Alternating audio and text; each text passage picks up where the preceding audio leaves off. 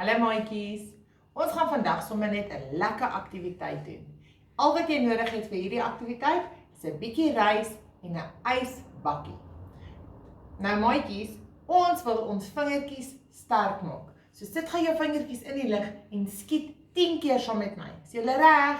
1, 2, 3, 4, 5, 6, 7, 8, 9, 10. Fantasties.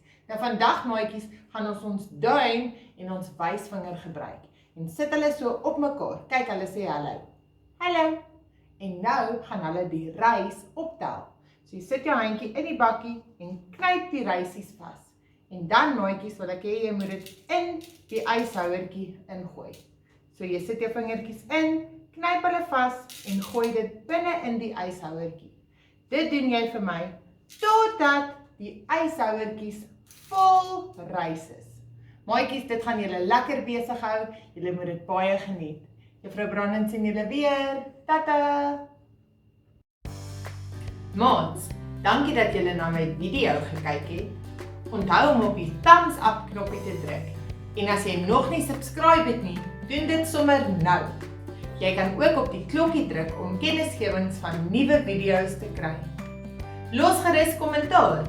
Dit sal lekker wees om van julle te hoor.